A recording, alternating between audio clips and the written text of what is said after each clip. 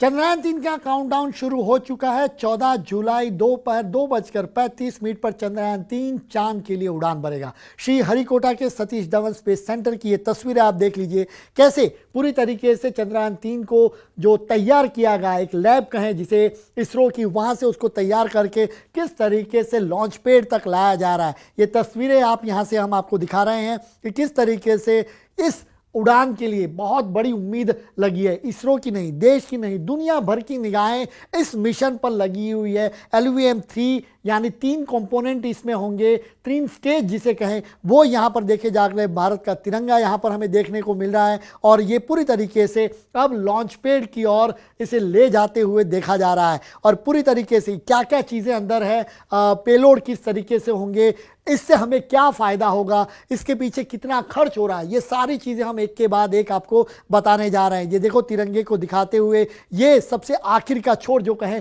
वो हमें देखने को मिलेगा जब वो चांद की सतह पर हमें देखने को मिलेगा। देखिए ये लॉन्च पैड पूरी तरीके से तैयार है, लॉन्च पैड तक इसको ला दिया गया है। और अब आप देखिए कि आखिर में जब आखिरी तस्वीर होगी तो ये लॉन्च पैड पर हमें इस तरीके से यहाँ से चांद की ओर उड़ान भरते हुए आने वाले समय में दिखेगा। दूसरी तस्वीरें भी हम आपको दिखा देते हैं। दरअसल क्या चंद्रयान के लिए अब तक के जो मिशंस रहे हैं हमारे, उसके बारे में हम आपको जानकारी बता देते हैं। देखिए पहला मिशन चंद्रयान अक्टूबर 22, 2008 को हुआ। PSLV C-11 के जरिए हमने लॉन्च पैड से छोड़ा। यहाँ पर काफ़ी सक्सेसफुल रहा, 213 दिन से ज़्यादा वक्त वहाँ पर रहा और हमें काफ़ी तस्वीरें भेजी। चंद्रयान 2 का हमारा मिशन रहा, वो हमने जून 22, 2019 में भेजा, जहाँ पर हम कहें कि लैंडर आउटर तो हमने तस्वीरें अभी भी मिलती जा रही है, ऑर्बिटर जो हमें तस्वीर भेज रहा है, लेकिन लैंडर क्रैश हो गया था। वो गलतियां सुधारने के बाद हम अब चंद्रयान 3 को लॉन्च करने जा रहे हैं और इसकी तारीख जुलाई 14, 2023 की, और ये पूरी तरीके से तैयार हो चुका है। लॉन्च व्हीकल मार्क 3 ये पूरी तरीके से दिखाते हुए ये प्रोपोल्शनेट है जिसके साथ लैंडर और रोवर है और चांद की पूरी सतह से तस्वीरें ये हमें भेजेगा। ये हमने तो दोनों चंद्रयान 1 और 2 की दोनों की जानकारी आपको बताई। अब चंद्रयान 3 में क्या होगा ये हम आपको कुछ फोटो के जरिए तस्वीर दिखा देते हैं। दरअसल इसरो ने जो जानकारी यहाँ से दी है वो हम आपको दिखाते हैं कि ये अगर आप देखें पूरी तरीके से तो ये हमने आपका वीडियो दिखाया। इसको हम 3 कंपोनेंट में हम अगर दें, आउटर सरफेस है, इनर सरफेस है, तीनों की स्टेज 1, स्टेज 2, स्टेज 3, ये तीनों हमको देखने को मिलेगा इस वक्त पे। यहाँ पर अगर आप देखें तो जब इसका फायरिंग यहाँ से लॉन्च पैड से जब फायर होगा तो ये आउटर सरफेस आपको जो दिख रही है, जो सॉलिड फ्यूल जिसमें होता है, वो आग का गोला जैसे आपको दिखता है, वो सरफेस पे ले जाएगा। उसके बाद ये दोनों पोर्शन हैं वो अलग हो जाएंगे। उसके बाद यहाँ पर आप जो देख रहे हैं वो फ्यूल, स्टेडी फ्यूल होता है, वो उनको और धक्का देगा और आखिर में हम कहें तो ये पेलोड ही वहाँ पर चांद पर हमें जाता हुआ दिखेगा। वो 40 से 50 दिन जितना वक्त लगेगा जब चांद के ऑर्बिट में, लूनर ऑर्बिट की ऑर्बिट में जब जाएगा तब हमें देखने को मिलेगा। तो ये सारी चीज़ें हम दिखाएंगे। ये है इसका जो प्रोपोल्शनेट है वो उसकी तस्वीर है, ये लूनर की तस्वीर है और ये रोवर की तस्वीर है। ये सारी चीज़ें वहाँ पर लैंडर की तस्वीरें और ये रोवर की तस्वीरें, ये सारी चीज़ें हम आपको आने वाले स्लाइड्स में दिखाने जा रहे हैं। दरअसल ये इसका आउटर वर्जन किसे कहें वो दिखाया हमने। अब चंद्रयान किस तरीके से जाएगा, जब यहाँ से श्री हरिकोटा सेंटर से जब यहाँ से उनको चांद के लिए जब उड़ान भरेगा तो किस तरीके से, क्या ऐसे ही अचानक से पहुँच जाएगा? नहीं। अगर आपको मैं बेसिक चीज़ें समझाऊं तो ये हमारा गोला है जो पृथ्वी का जो गोला का है, वहाँ से ये जो सरफेस है यहाँ से आप चांद का अगर अंतर गिन ले तो लगभग 3,84,000 किलोमीटर जितना होता है। अब इतना किलोमीटर जब आपको जाना होता है तो इसके ऑर्बिट से आपको गुजरना होगा। तो 6 सर्कल, हम जो कहें कि 6 सर्कल आपको यहाँ पर देखने को, जरा जूम इन करूँगा तो आपको और अच्छी तरीके से मैं दिखा पाऊँगा। ये चीज़ें जो मैंने आपको बताई, ये देखिए, ये यहाँ से ये हरिकोटा से जो हमने स्पेस सेंटर से हम जब छोड़ेंगे, सतीश धवन स्पेस सेंटर से जब हम इनको चांद के लिए जब छोड़ेंगे तो पहला होगा वो एक धक्का होगा जो चांद की ओर जाएगा। तो ये, और यहाँ से जब धक्का होगा तो यहाँ जब पहली बार जो फायर करेगा तो ये पहला राउंड होगा। आप समझ लीजिए पहला राउंड, यानी यहाँ जाके इंजन बंद हो जाएगा तो ये एक घूमेगा, फिर दूसरी बार इसका राउंड घूमेगा ऐसे।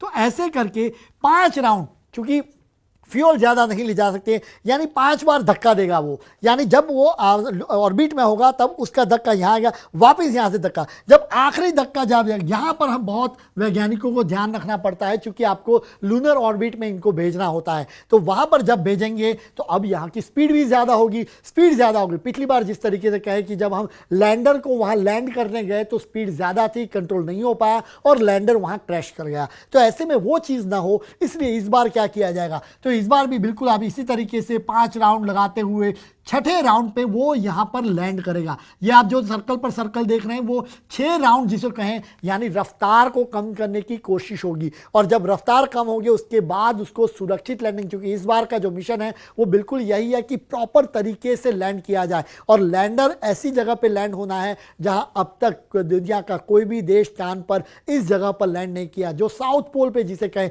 वहां पर इनको लैंड करना है। तो ये बहुत तकनीकी, और यहां से यहां अगर पहुंचने का जो चांद तक पहुंचने का अंतर समय होगा वो लगभग 40 से 50 दिन होगा, 40 to 50 डेज जितना समय लगेगा ये पूरी प्रोसेस होने में, यानी कल 14 जुलाई से हो जाएगा तो लगभग अगस्त के अंत में हम चांद पर वो लैंड कर पाएंगे, जो लैंडर है वो लैंड कर पाएगा, वो प्रोपोर्शनेट है वो अलग हो जाएगा वहां से, क्योंकि इस बार ऑर्बिटर नहीं है, ऑर्बिटर पिछली बार भेजा था वो आज भी तस्वीरें बहुत अच्छी भेज रहा है वहां पर, तो अब उसमें बदलाव किया गया, पिछली गलतियों से हम सीखे, तो अब इस बार आने वाले समय में अब क्या होगा ये हम आपको दिखा, कुछ वीडियो के जरिए भी हम आपको तस्वीरें दिखा देते हैं। अब रॉकेट के इनसाइड क्या होगा ये भी हम आपको दिखा देते हैं। जो मैंने आपको सबसे पहले कहा था, दरअसल जो आपको मैं बात बता रहा था वो दरअसल ये था कि ये जो लिक्विड स्टेज है, यहां पर अगर आपको भी दिखाऊं, पहली बार जो मैंने आपको कहा 2 चीजें हैं वो दोनों छूट जाएगी, उसके बाद लिक्विड स्टेज वो और धक्का देगा, आखिर में ये पेलोड वाला चंद्र स्पेसक्राफ्ट है इतना ही वहां पर रहेगा, तो उसी पर नजर। और जिस तरीके से मैं आपको बता रहा था, सबसे पहले जब फायर होगा तो ये 2 अगर आप कहें कि फायरिंग के इसके प्रोसेस फ्यूल वाले वो आपको दिख रहे हैं, यहां पर दोनों अलग हो जाते हैं, तो उसके बाद जाएगा तो बर्निंग फेज रहेगा, फिर वहां से और अलग 2 हो जाएंगे, और आखिर में केवल आप देखिए यहां पर आपको केवल एक ही छोटा सा स्पेस दिख रहा है वो पेलोड को लेकर, जिसमें हम ये प्रोपल्शन की बात कर रहे हैं वो दिखेगा, और वो क्या रहेगा तो वो ये रहेगा, ये प्रोपल्शन है जिसमें लैंडर और रोवर ये दोनों चीज यहां पर आपको देखी जा रही है। कुछ वीडियो के जरिए भी हम आपको दिखाने जा रहे हैं कि लैंडर और रोवर किस तरीके का होगा, यहां पर आपको तस्वीर दिखाई। अब प्रोपोर्शनल मॉड्यूल में क्या होगा, तो ये आपको मैं तस्वीर दिखा रहा हूं कि 2 चीजें होती है, एक बेबी कांगारू के पेट में जैसे बच्चा होता है बिल्कुल उसी तरीके से लैंडर के पेट में एक रोवर होगा, तो लैंडर का नाम विक्रम रखा गया है विक्रम साराभाई के नाम पर, और रोवर होगा वो प्रज्ञान नाम रखा गया है। पिछली बार लैंडर ठीक से लैंड नहीं कर पाया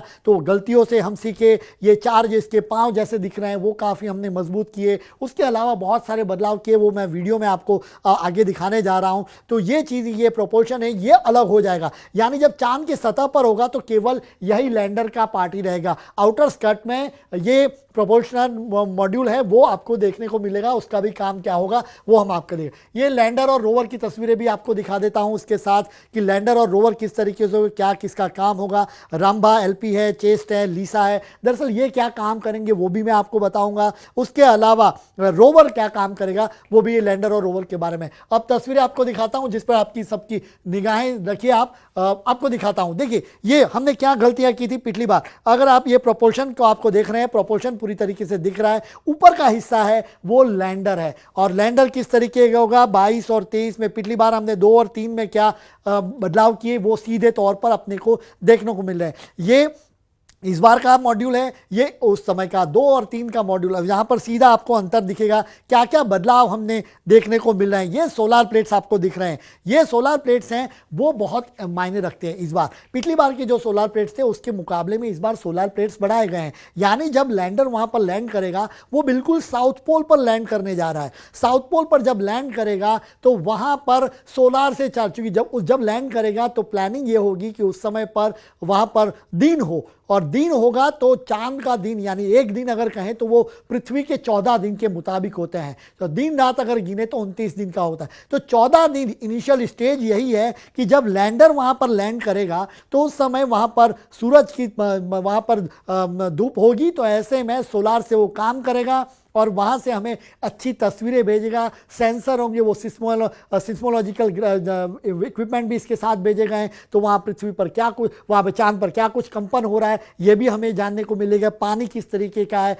उसके अलावा वहाँ पर मिनरल्स किस तरीके के हैं, थर्मल इमेज किस तरीके से वहाँ होंगे, ये सारी चीज़ें हमें देखने को मिलेगी। ये आपको हम तस्वीरों में दिखा रहे हैं। उसके अलावा मैं आपको दिखाने जाऊँ, देखिए चांद की सतह पर पहुँचने की बड़ी, और ये देखिए वहाँ पर जब पहुँचेगा तो कैसे दिखेगा, आपको कुछ धुंधला सा दिखेगा, लेकिन देखिए मैं वीडियो की दौर से दिखाऊंगा कि ये काम करेगा। तो यानी चांद की जो सतह है उसको मेजरमेंट करता रहेगा। लैंडर वहां पर जाएगा, लैंड करने से पहले थर्मल स्कैनिंग जिसे कहें वो तस्वीरें हमें भेजता रहेगा। ये इसलिए भी मायने है, और खासतौर पे नासा और उन देशों के लिए काफ़ी नासा के लिए मायने रखता है, अमेरिका के लिए, चूंकि 2025 में चांद पर इंसानों को भेजने का प्लान नासा कर रहा है। ऐसे में ये हमें जो इमेज पहुंचाएगा साउथ पोल के नज़दीक से, वहाँ पर इमेज पहुंचाएगा, तो वहाँ पर किस तरीके के डेवलपमेंट हुए हैं, चांद की सतह कैसी है, वहाँ पर पानी, पिछली बार हमने बताया था कि वहाँ पर पानी है, तो वो चीज़ें हमने देखने को मिलेगी। उसके साथ साथ यहाँ पर देखिए अब क्या होगा, ये देखिए ये अलग जब हो जाएगा, ये प्रोपल्शन जब अलग हो जाएगा तो थर्मल, ये जो प्रोपल्शन मॉड्यूल की जी बात कर रहा हूँ, ये प्रोपोर्शनल मॉड्यूल है, और ऊपर का आप जो रहे वो लैंडर है। लैंडर के पाँव भी कैसे होंगे, वो आपको पिछली बार जो क्रैश हुआ था लैंडर मॉड्यूल का, ये देखिए ये रोवर है, ये रोवर प्रज्ञान रोवर है, जिसको देखिए ये आपको मैं जो बता रहा था वो लैंडर है। लैंडर के पांव इतने मजबूत बनाए गए हैं, पिछली बार जब क्रैश हुआ तो उसके दोनों पांव टूट गए थे और फिर उसके बाद वो पलट गया था। तो ऐसे में हमें नासा ने जब तस्वीरें भेजी तब पता चला कि वहां पर उसकी डेब्रीज हमें देखने को मिली, और वो हमारा जो मिशन था वो विफल रहा था। वहां की गलतियों से सीखते हुए इस बार ये जो लैंडर है, ये जो पांव दिख रहे हैं आपको, वो इतने मजबूती से बनाए गए हैं कि अगर कोई चूक रह जाती, वैसे तो कंप्यूटर पूरा प्रोग्राम चेंज किया गया है इसको लेकर, रफ्तार को मेंटेन करने के लिए स्टेडी की जाए, और सॉफ्ट लैंडिंग सबसे इंपॉर्टेंट होता है। जब सॉफ्ट लैंडिंग होगी तभी इसके लैंडर के जो अंदर जो कहे पेलोड के साथ साथ रोवर छुपा है वो रोवर बाहर निकल पाएगा। तो वो कैसे होगा वो आपको तस्वीरें दिखा देता हूं।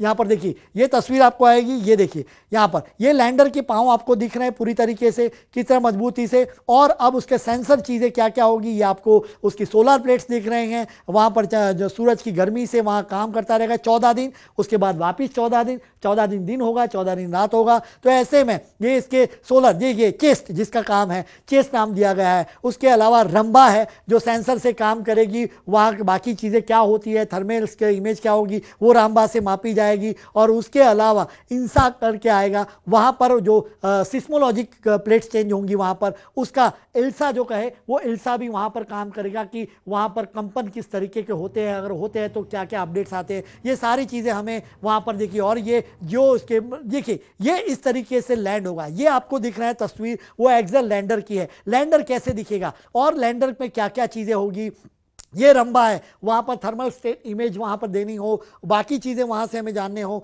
ये इल्सा है, वो इल्सा वहाँ पर कंपन किस तरीके के होंगे वो सारी चीज़ें, और ये जियो उसका जियो लोकेशन जियो कहे वो हमें दिखाएगा। यानी लैंडर जहाँ पर घूम रहा है, रोवर वहाँ पर क्या काम, लैंडर एक जगह पर होगा, रोवर वहाँ पर घूमता रहेगा। तो लैंडर और रोवर एक दूसरे से, ये देखिए ये रोवर होगा, रोवर हर जगह सतह पर घूमता रहेगा, वो रोवर से लैंडर में मैसेज आएगा, लैंडर से हमें सीधे सैटेलाइट से चीज़ें मिलेगी। तो इनसाइड ये क्या चीज़ है, और लैंडर इतना छोटा बनाया गया है कि वहाँ पर जाते जाते सारी चीज़ों को सेंसिंग कर सके, सारी चीज़ें जानी जा सके। तो ये लैंडर और रोवर सबसे इंपॉर्टेंट है, और वहाँ पर हम पहुँच गए तो इससे बड़ी जीत कोई होगी नहीं, क्योंकि वहाँ पर लैंडर और रोवर अगर फंक्शनिंग करते हैं अगस्त महीने के आखिरी सप्ताह में, तो ये सबसे बड़ी जीत भारत के लिए होगी। अवकाश जो सैटेलाइट स्पेस में जिसका कि जो एक क्लब है जिसमें अमेरिका, चाइना और रशिया है, उसमें भारत का नाम भी जुड़ जाएगा। तो ये प्रिपरेशन भी हमने दिखाया कि किस तरीके से वहाँ पर तैयारी हो रही है।